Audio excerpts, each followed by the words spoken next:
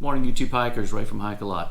This morning I want to take a few minutes and take you through the latest backpack that I've been using in 2022. I'm on about 6 months now with it, but we're going to look today at the Gregory Focal 58. Okay everyone, so right this minute on the Gregory website they have the bag listed at $240, or actually just under $240.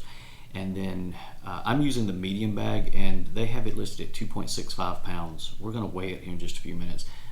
I actually have it coming in a little bit over that, but I'm using a cheap scale, so it could be off just a little bit. And I've added just a little bit of webbing and stuff to it, but I'm not sure it would be enough to actually make up for almost half of a pound. But we'll look at it and see. Like I said, it's a 58-liter bag. It lists out at carrying 35 pounds. I personally have not put 35 pounds worth of weight in it, but I've put low to mid 20s for some trips, and it's carried well. So I don't have any reason to think it would not handle the 35 pounds. But let's actually dive in and start looking at the back.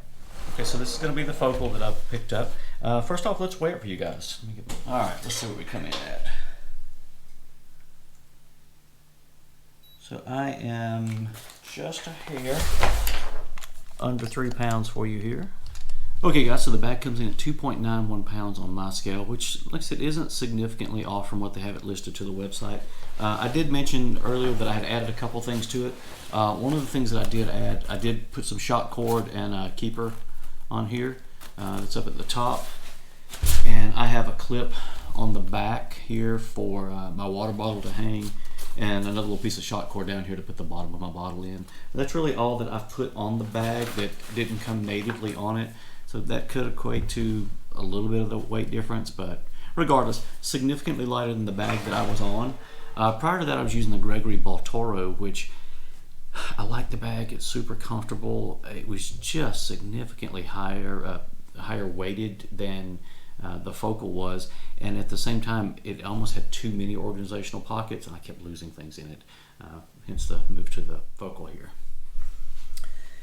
Okay, on the front side of the bag, the brain on the top, which is detachable with the clips on the very back. You have one big outer pocket on the very top, which is nice and spacious. It's deep, you can put plenty of stuff in there. When you do the open up, you just have one more pouch underneath it for you to store like your rain gear or something like that in. This is one of the things, I kept losing things in the Baltoro because I had so many pouches and pockets, so I went with the simplicity of the Focal over the organization of the Baltoro. But you will notice sort of also on the back, you've got the open weave for the breathability, air circulation on the back. Big plus for me. I get hot in the back when I'm walking a lot, so that's one of the things I constantly look for on the bags. I love my Baltoros. It was a great wearing bag. It just didn't breathe as well on the back as this has been so far, so thumbs up on that. Two quick clips on the side here. Once you get opened into there, got the normal clip open, and then you got one big huge bucket. It is sort of a one entry. You don't have a bunch of open vent pouches that get you into the main. It's just a huge big bucket. It does have the small pouch in the very back for you to hang your Camelback, and you got your clips and stuff. Mine did not come with a water bladder in it, but it is set up to take those. You also have a decently sized pouch up front, the big outside stretchy pouch. I do use this. I normally put like water shoes or maybe my Z-seat in here, just something I might need to grab really quickly while I'm on the trail. It's ample room for that. Not a ton of space in it. I've definitely had bags with bigger pouches off the front, but it's definitely not bad at all. It's enough to carry what I need to carry in there. Yeah, so you've got these two ample sized pouches on the side over here for like your water bottles and things like that. Really quick grabs. You have one loop at the bottom for your trekking poles. They don't give you two on, one on either side. You just have the one. The only thing I sort of don't like about the outside of the bag, this strap that runs underneath for your adjustments and for you to hang from, it's kind of odd the way, I think it's at least odd, the way they have it threaded up through the pouch and up to the back of the bag. So it sort of does this zigzag pattern back to the frame. And it does take it took, at least for me, a little getting used to as far as adjusting it. It's all the way over here, so you feel like you have to thread it through the entirety of the bag. I thought that was a little odd and bizarre. It's taking a little getting used to. Bringing my Baltoro in here beside the Focal, one of the places where they decided to shave off weight, if you look, the straps are a good bit thinner. Not so thin that they're unusable, but they're probably about 20% thinner than what they were. And the padding and stuff on the shoulder straps, that's a big difference as well. They're super thin on the Focal, not uncomfortably thin. They don't feel like they're cutting into you, but they're not nearly as plush as some of the other bags are. You can see this is about thumb width, where this is about half that.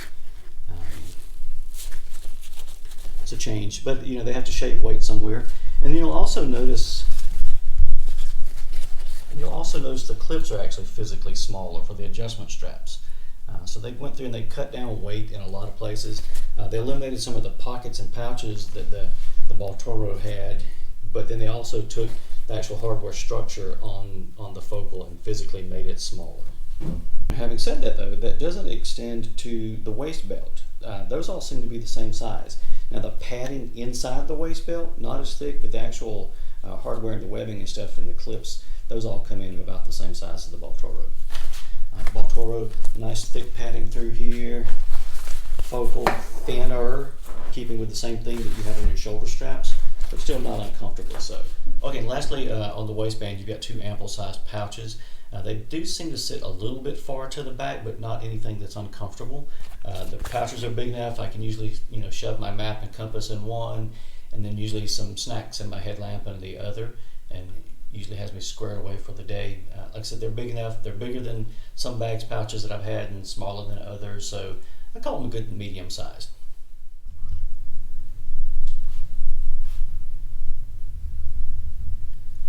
Now that we've kind of looked at all the bells and whistles and features on the bag, let's look at it all packed up.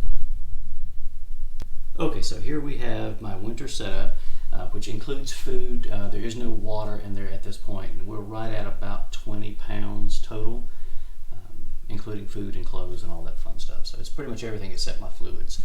Like I said, the bag holds it really well, plenty of room in there. I actually have it folded way down into here. I could truthfully probably take the brain off and move the handful of things that are in here into the main pouch and just lose the brain entirely. Okay guys, hopefully you found that helpful. I personally have enjoyed the bag. You do give up a little bit on the comfort side. It's definitely far from ultralight, but I have found it to be a good hybrid between the comfort and organization capacity of something like the Baltoro to some of the more ultralight options that are out there. I found it to be a good middle ground between the two, and I'm definitely going to stick with it going forward here. So hopefully you found this beneficial and picked up a few nuggets to keep you out on the trail. If you're out there right now, just remember, left foot, right foot, repeat. We'll see you soon.